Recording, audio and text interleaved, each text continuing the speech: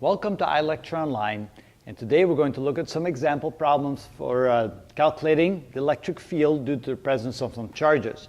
So here's a good example. We have a situation with two different charges. It says we have a 12 microcoulomb charge that is placed at the origin, and then we have a second negative 8 microcoulomb charge which is placed 1 meter to the right of the first charge. And then they're asking us to find the electric field, both the magnitude and the direction, at a location x equals 3 meters, which is to the right of both of the charges. So let's make a little diagram to show you what that looks like. So let's draw an xy axis. Since everything is going to be on the x-axis, we'll draw a little short y-axis. Here's our x-axis.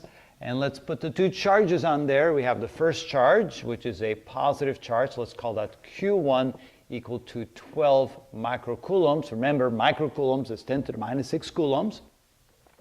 Let's call it Q1. And we have a second charge, 1 meter to the right, which is a negative charge.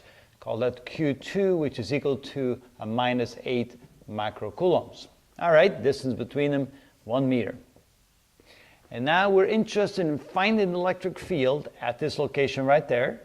That's about 3 meters, not about, exactly 3 meters to the right of the origin. And we want to know what the electric field is. There we go. Of course, electric field is a vector quantity, which means we have to find both the magnitude and the direction. So how do we do that? Well, the best way to go about doing that is to represent in a graphical format the electric field due to Q1 and the electric field due to Q2 independently at this location. So starting with the first charge, we know that since it's positive, the electric field emanates away from the charge. And that means that when we go over here, we can see the electric field would be to the right due to the presence of that. So there would be E1, that's the electric field due to charge 1 at that location.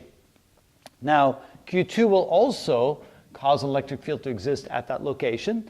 Since Q2 is significantly closer than Q1, I would assume that the electric field strength will probably be a little bit bigger, even though it's a smaller charge. But remember that the electric field strength is proportional, inversely proportional to 1 over r squared. Distance is important here, so I would assume that electric field strength due to this charge will be a little bit bigger, and it's going to be pointing in the opposite direction, because for negative charges, the electric field emanates towards the charge. And so I would then expect that over here there would be an electric field in this direction, E2, meaning due to charge 2, and I would assume that that would be bigger than E1. Again, I could be wrong, but we'll find out in just a moment. Now, to find the net electric field, I need to do a vector sum of these two, and if E2 is bigger than E1, that would mean that I would end up with a net electric field, wow, to the left, E total, and this is what I'm looking for. So to do that, we're going to find the magnitude of both E1 and E2 first. So let me grab my black pen here. So we have E1, using the equation that we associate with finding the electric field due to a point charge right there. That's equal to K times Q1 over the distance from Q1 to the location we're interested in squared. Plug it in those numbers, so we get 9 times 10 to the 9th. That's newtons meters squared per coulomb squared. Times Q1, now Q1 was 12 microcoulombs, 12 times 10 to the 6th, or I should say minus 6 coulombs. That would be an awfully big charge if it was positive 6.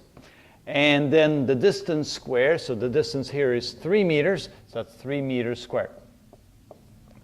And now we grab a calculator to see what that is equal to. So we have 9 e to the 9 times 8 exponent 6 minus, and now we divide that by 9, and we get 8,000. Let's see, 9 e to the 9 times 12 e to the 6 minus equals, and then divide that by 9 equals, there, that's more like it.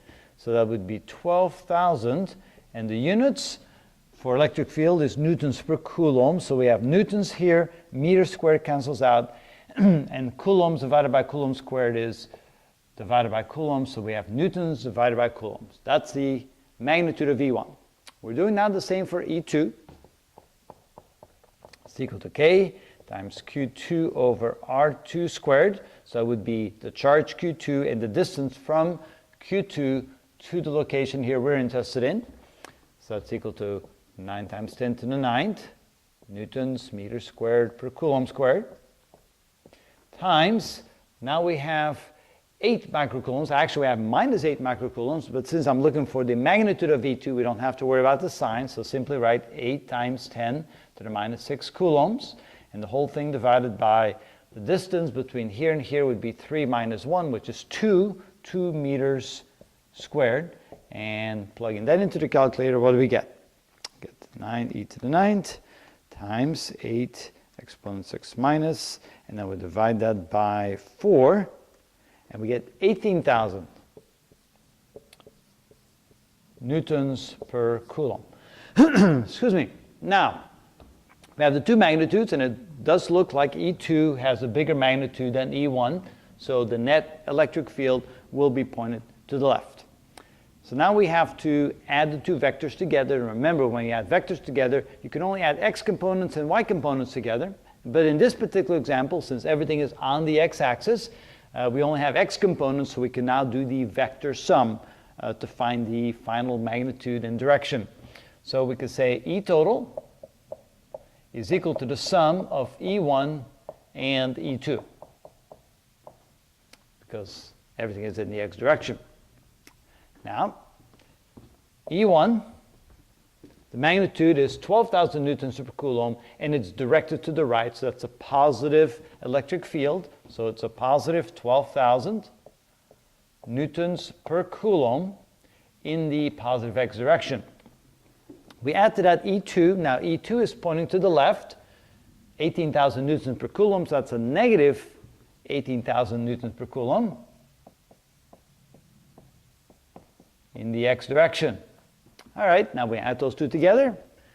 We get the electric field is therefore equal to a minus 6,000 newtons per coulomb.